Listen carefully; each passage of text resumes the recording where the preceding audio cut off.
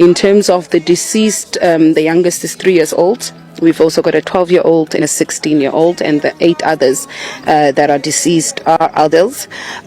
We are still investigating the motive, but as I've indicated, maximum resources have been deployed to find those that are behind this incident. Among those were a 3 and a 12-year-old who were caught in the crossfire. Their mother, the owner of the establishment, is in critical condition. She is in hospital, and our investigators have already engaged her. They've taken down a statement from her just to get more information on what really transpired. But we know that her family members are also some of those that have sadly lost their lives. I think it was her 3-year-old child that also lost their life in this incident, and a younger brother who's about 12 years old. The city of Tshwane has blamed the murders on what he described as disparate South African nationals renting out space to undocumented foreign nationals. In October, 5 people were killed at a tavern in Ezitobeni in a similar incident. Our residents are desperate, and in the process they rent out to criminals who are coming elsewhere, and they don't have identification of them, and in the process they harbor criminals. Meanwhile, President Cyril Ramaphosa has condemned the brutal attack and called on the police to ensure that the perpetrators are put behind bars. Police said they have mobilized the resources and are working around the clock to track the perpetrators. Calvin Dludla, SABC News, Salisbury. Our Gauteng detectives then took 2 people into questioning. The first, Viande Pretorius, who we believe was the main suspect in the murder of Marius van der Merwe. Fast forward to February, he then commits suicide at a filling station. And you will recall that I had indicated at that time that he was our primary suspect, Viande Pretorius, in the murder of witness D. Upon further investigation, I think the team worked quite hard piecing evidence together, gathering all information. They then find that there were about 2 people in that car. You'll recall that it was a drive-by shooting on the night that witness D was killed. And according to our investigation, the gunman who shot witness D shot him from the car. And that could only be possible if you've got a highly trained gunman to do so. He shot 2 shots, and witness D was killed by 1 shot. So it tells you that given the background of Soteni, they knew that Soteni would do a clean job.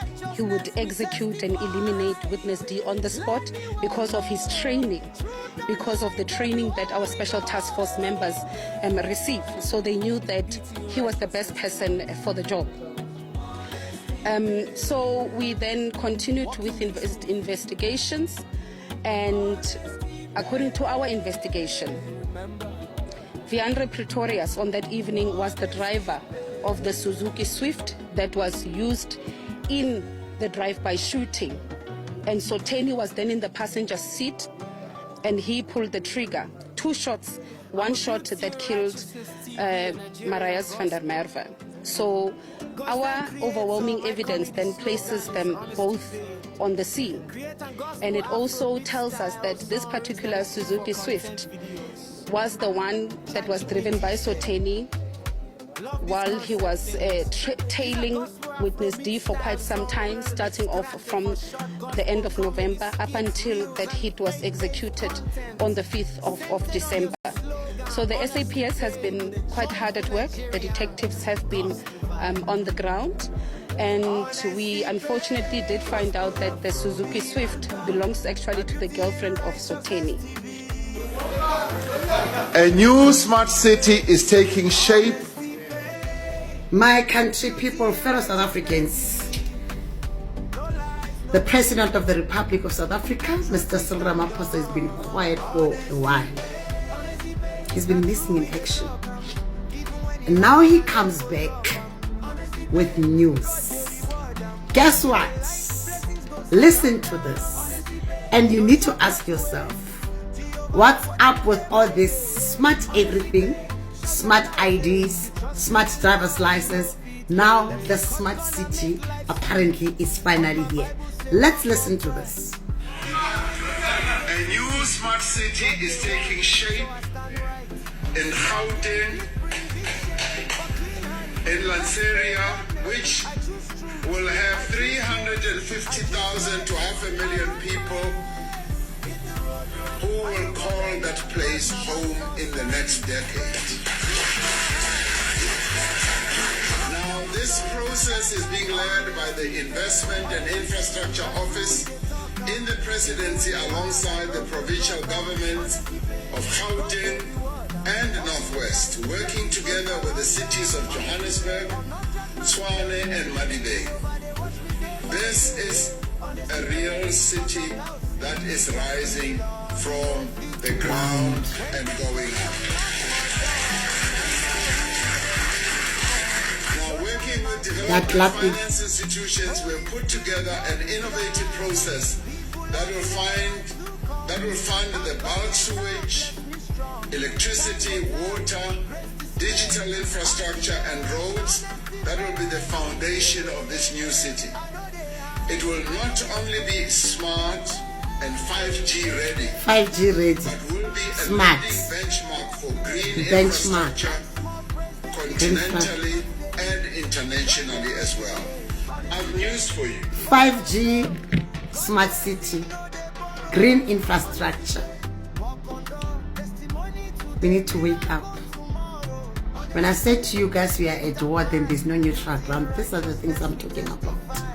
You need to understand that there's an agenda. We are up against a system, a globalist agenda.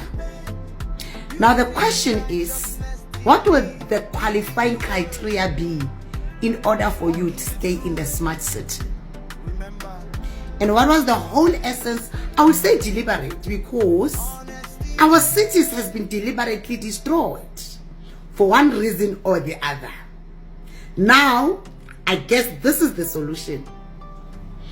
And I will say deliberate because so much could have been done to prevent what our cities turned out to be. We're talking the city of Joburg, we're talking Pretoria, we're talking many other cities in the country, South Africa. Deliberate destruction of those cities. We are here now, and they are moving without fear, without favor. Now let's go back to qualifying criteria, of course, to stay there. Let's ask questions like, who is going to be working on the construction sites? Because we've seen over and over that South Africans are even overlooked when it comes to things like this. How will so many unemployed South Africans qualify to stay in those cities? What will be the qualifying criteria? How are the smart cities really going to change the lives of millions of ordinary South Africans that voted for change?